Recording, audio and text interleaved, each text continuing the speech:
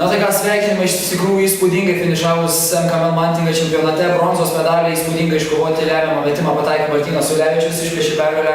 Na ir sunku kažką pasakyti, gal treneri jūs kažką galite pasakyti? Nu, labai norėjom paneigti visų skeptiškas prognozes mūsų atžvilgių. Labai norėjom, kovojom iki galo, nors jau keletoj atkarpų atrodė, kad jau viskas. Bet vyrai išliko komanda, sukovojo ir Martyno dėka pergalė.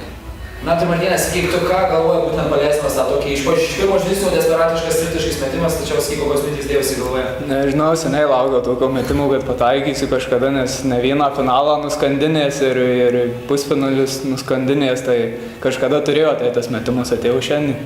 Na sakykit, apskritai PXNX komanda iš tikrųjų irgi pralaimėjus buvo pusfinalį kaip ir jūs, jie prieš tai minėjo, jog tos motyvacijos labai nebus, tačiau sakykit, kaip jums prieš jį, tačiau susijėtos mačą, ar buvo tos motyvacijos ar nelabai? Mes kaip ir minėjau prieš tai, norėjom paneigti prognozes, kad liksim ketvirti, stengiamės, kovojom. PXNX lyg ir parankimum komanda, tokia pati mėgėjų kaip ir mūsų, daug žvaigždžių neturinti, visi lygus, visi gali iššauti. Ką būtent sakėt po pusfinalio pralaimėtų pirmo mačo, kaip nuteikinėjot vyrus rytdienai? Nieko, paprastai visi buvo ir taip nusiteikę.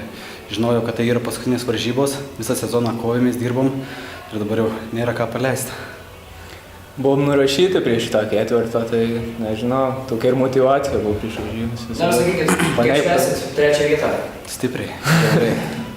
Na, tai Andriau, sakyk, atrodė viskas pergalė jūsų rankose ir tas paskutinis metimas tiesiog, atėmė žadą, ar ne, tai tiesiog pakomentuok tiesiog.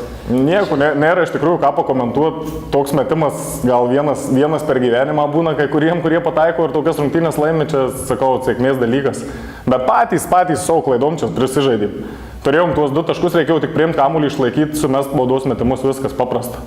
Žaidėm ir prisižaidėm, Liudinavui pasisekė ir šaunu iš tikrųjų, nes kiek jau jie metų žaidžia, kiek žinau, neturėjau gal nei medalių, tai tikrai norisi pasveikinti ir šiandien nėra tokio apmaudo, va taip pralošti negu vakar, norėjom iš tikrųjų mūsų komandai į finalą norėjau patekti.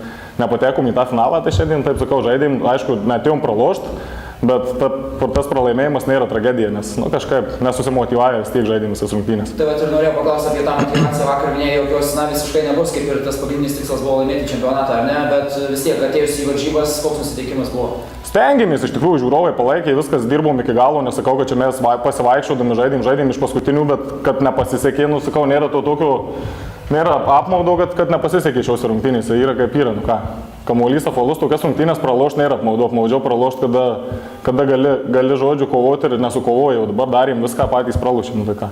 Būtent vakar ir minėjai, jog, neatidavėt vakar visko, kiek galėjot, ar neatiduot, tai o kaip šiandien buvo, ar atidavėt? Šiandien, manau, daugiau atidavėm, bet pabaigos nesužaidėm, nežinau, kažkas atsitiko, kad turėjom tuos 2 taškus ir mes nesugebėjom, neatsakau, įsimest kamuolių, 2 kartus ten klaidas padarėm, pabaigoje baudų nesumetėm, tie aspektai tokie ir lėmė pralaimėjimą. Na, sakykit, ketvirtoji vieta kaip ir ne tai, ko jūs norėjote, ar ne, tačiau vis tiek šiek tiek užbėgime įvykiams už akių ir ką manote apie tolimesnę komandos raidą?